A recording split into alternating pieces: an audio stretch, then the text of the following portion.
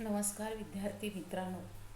आज मित्रांनो तुमचा शेवटचा पेपर झाला 11 नंबरचा आणि उद्यापासून परत तुमची जी 6वी सेमिस्टर आहे मध्ये आपण 6व्या सेमिस्टरचे काही लेक्चर्स घेतलेली आहेत आणि आता परत आपण सुरू करतोय.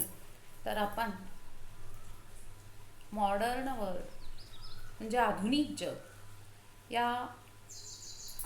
जग या पेपरचा अभ्यास करतोय. त्यामध्ये आपण जी वैभवशाली राज्यक्रांती इंग्लंडमधली, जी रक्तहीन राज्यक्रांती इंग्लंडमधली, या रक्तहीन राज्यक्रांतीची कारणं बघितली. रक्तहीन राज्यक्रांतीची जी वाटचाल आहे, ही वाटचाल कशा पद्धतीनं झाली याचा आढावा घेतला. रक्तहीन राज्यक्रांतीचं जे स्वरूप आहे, हे स्वरूप कशा पद्धतीचं होतं याची माहिती जी आहे मित्रांनो, ही आपण घेतली. तर आज आपण ही जी 1688ची रक्तहीन राज्यक्रांती, जिला वैभवशाली राज्यक्रांती म्हणतात, त्याचे जे परिणाम आहेत, हे परिणाम आपण बघायचे. तर जगाचा इतिहास जो आहे, या जगाच्या इतिहासामध्ये आपण बघितलं की अनेक राज्यक्रांत्या होऊन गेल्या.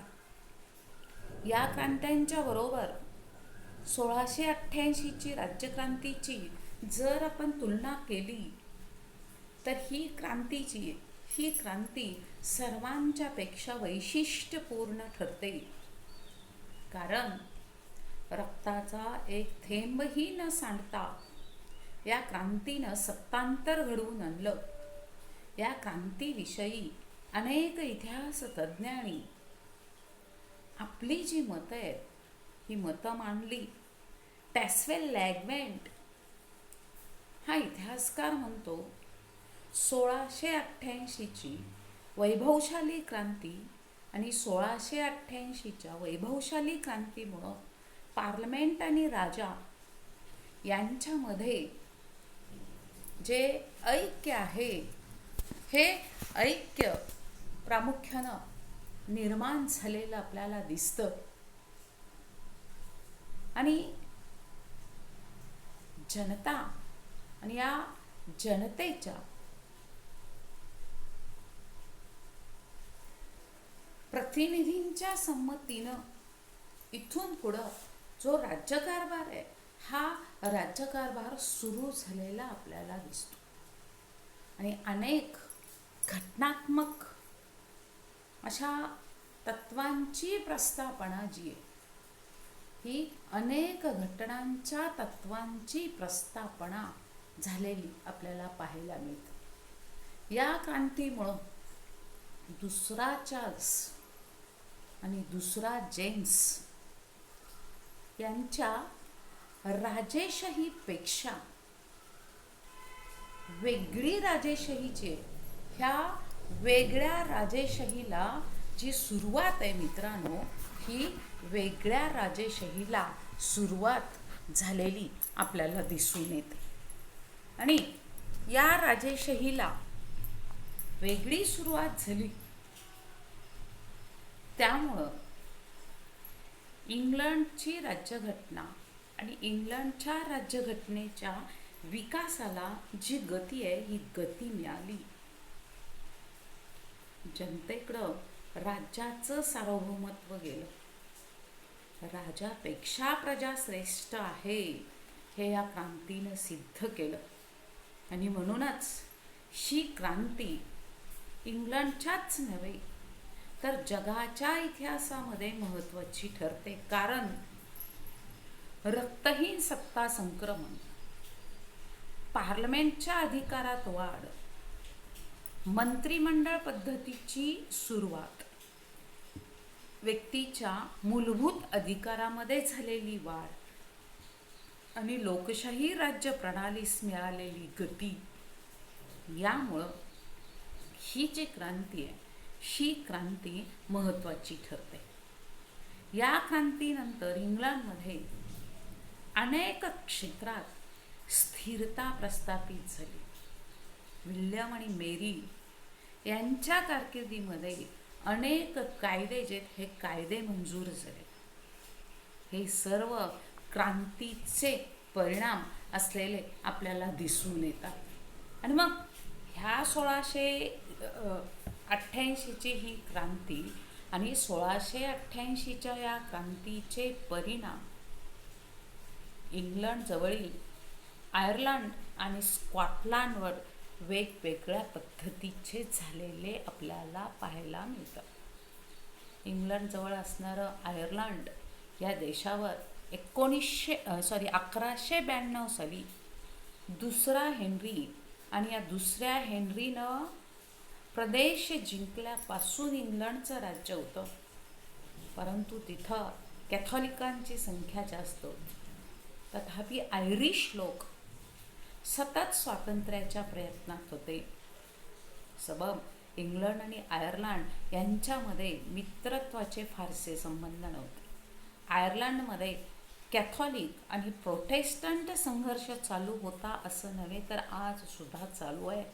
या संघर्षामध्ये लंडनडेरी, उच्चटर, एनिस्किलन या शहरांची नावं प्रामुख्यानं घेता येतात. कॅथॉलिक आणि प्रोटेस्टंट पंथाच्या संघर्षात जवळजवळ 20 वर्षापूर्वी भारताचे शेवटचे व्हाईसरॉय लॉर्ड लुईस माउंटबॅटन मारले गेले. या उदाहरणावरून अशा संघर्षाचं स्वरूप आपल्या लक्षामध्ये येतं. आपण 1688चे परिणाम बघतोय. दुसरा जेम्स फ्रान्सला 14व्या लुईच्या आश्रयाला पळाला. आयर्लंडमधील कॅथॉलिकांनी जेम्सची इंग्लंडच्या गादीवर पुनर्स्थापना करण्याची मागणी केली. त्यांनी उठावाची तयारी केली. उच्चटर हा आयर्लंडमधील प्रोटेस्टंटचा बालेकिल्ला. त्यावर आयरिश कॅथॉलिकांनी हल्ला केला आणि त्याच्या मदतीला 14व्या लुईनं फ्रेंच सैन्य पाठवलं. दुसरा जेम्स आयर्लंडमध्ये आला. इंग्लंड बरोबर लढण्याची तयारी त्यानं केली आणि इंग्लंडचा राजा तिसरा विल्यम सैन्य घेऊन आयर्लंडमध्ये आला. 1690 साली दुसरा जेम्स आणि तिसरा विल्यम यांची बॉयन इथं लढाई झाली. त्यामध्ये जेम्सचा पराभव झाला आणि तो फ्रान्सला पळून गेला. आयर्लंडनं इंग्लंड पुढं शरणागती पत्करली आणि पुढची 100 वर्ष आयर्लंडमधील कॅथॉलिक लोकांनी इंग्लंडला विरोध केला नाही. स्कॉटलंडच्या बाबतीत स्थिती वेगळी होती. स्टुअर्ट राजे मूळचे स्कॉटलंडमधील असल्यानं तिसरा विल्यम आणि मेरी यांचं राजेपद मान्य केलं. स्कॉटलंडमध्ये प्रोटेस्टंट बहुसंख्य असल्यानं त्यांनी 1688च्या क्रांतीला ताबडतोब जी मान्यता आहे ही मान्यता दिली आणि 1707 साली स्कॉटलंडनं इंग्लंडबरोबर करार केला आणि इंग्लंडबरोबर करार करून इंग्लंडशी एकीकरण केलेलं आपल्याला दिसतं. जवळजवळ संपूर्ण 17वे शतक सुरू असलेला राजा पार्लमेंट यांच्यातील संघर्ष संपला. पार्लमेंटचं सार्वभौमत्व कायमचं सिद्ध झालं. राजाची एकाधिकारशाही संपली. खरं तर ही नांदी होती. कॅथॉलिक पंथाचा पराभव झाल्यानंतर इंग्लंड हे प्रोटेस्टंट राज्य आहे, राष्ट्र आहे, ते तसंच चालू राहणार ही जी बाब आहे ही बाब निश्चित झाली आणि इंग्लंडमधून कॅथॉलिक लोकांचं कायमचं उच्चाटन झालं. नंतरच्या काळात इंग्लंडमध्ये ख्रिश्चन धर्मातील इतर पंथांना सहिष्णुतेनं वागवण्यात येऊ लागलं. परंतु कॅथॉलिकांना मात्र अजिबात स्थान राहिलं नाही. इंग्लिश लोकांचे मूलभूत हक्क शाबूत राहिले.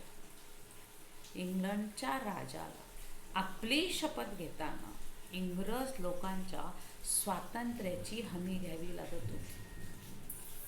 1689 मध्ये विल्यम तिसरा आणि मेरी यांनी पार्लमेंटला सादर केलेल्या बिल ऑफ राईट्स या घटनात्मक तरतुदींना मंजुरी देऊन इंग्लंडचे राजे अनियंत्रित होणार नाहीत हे दाखवून दिले. Professor G.M. ट्रिव्हिलियन यांच्या मते ही क्रांती खऱ्या अर्थानं वैभवशाली नाही, कारण एका परकीय राजाच्या साहाय्यानं इंग्लिश लोकांना आपलं स्वातंत्र्य टिकवावं लागलं. एका दुबळ्या राजावर मिळवलेला हा विजय असलेला आपल्याला दिसतो. ह्या क्रांतीला चांगले म्हणण्याचं कारण म्हणजे काय, तर या क्रांतीमध्ये रक्तपात झाला नाही. या क्रांतीनं स्टुअर्ट राजांचा दैवी वारसा हक्काचा सिद्धांत कायमचा मोडून काढला. 1641 साली लॉर्ड पार्लमेंटनं सुरू केलेलं कार्य या क्रांतीनं संपवलं आणि राजाला त्याचं स्थान दाखवून दिलं. प्रोफेसर टॅस्वेल लँगमीड यांच्या मते बिल ऑफ राईट्सनं राज्यघटनेची कायदेशीर बाजू भक्कम केली.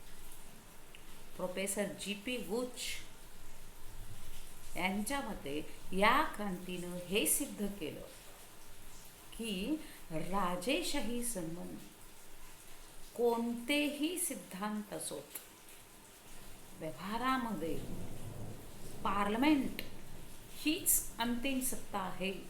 Professor G.B. ॲडम्स यांच्या मते मॅग्ना चार्टानंतरचे सर्वात महत्त्वाचा दस्तऐवज म्हणजे बिल ऑफ राईट्स 1689. या बिलानं राजेशाहीचं वर्चस्वाचं सगळे जे राजेशाहीचे दावे होते हे दावे फोल ठरलेले आपल्याला दिसतात. प्रोफेसर पोलार्ड यांच्या मते ही क्रांती नकारात्मक स्वरूपाची होती.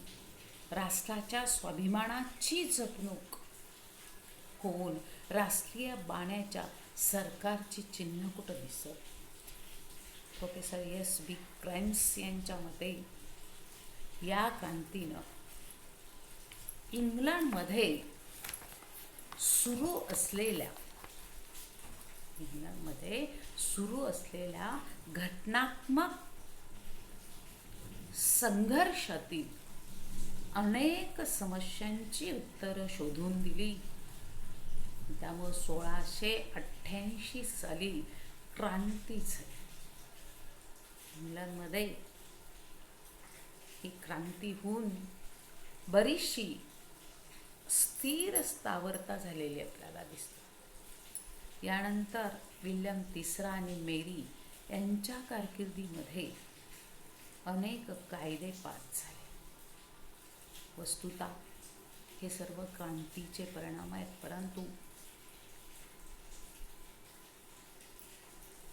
या बिल ऑफ राईट्स पासून 1714 पर्यंत इंग्लंडमध्ये कुठल्या पद्धतीनं जो प्रगती आहे ही प्रगती झाली आणि ती कशा पद्धतीने झाली. 1688 ते 1714 हा जो काळ आहे, या काळामध्ये जी प्रगती झाली ह्या प्रगतीचा थोडक्यात असा आढावा मित्रांनो आपल्याला घ्यायचं. कारण 1688 ते 1714 या काळातील इंग्लंडमधली घटनात्मक प्रगती जी आहे, ही घटनात्मक प्रगती पाहत असताना बिल ऑफ राईट्स, त्याचबरोबर the toleration act, freedom of press, tribunal act, act of settlement, ह्या कायद्याचा अभ्यास जो आहे हा अभ्यास आपल्याला करायचा. मग ह्या क्रांतीचं कशा पद्धतीनं जे परिणाम आहेत हे परिणाम झाले याचा आढावा जो आहे हा आपण पुढच्या लेक्चरमध्ये घेऊया. धन्यवाद. थँक्यू.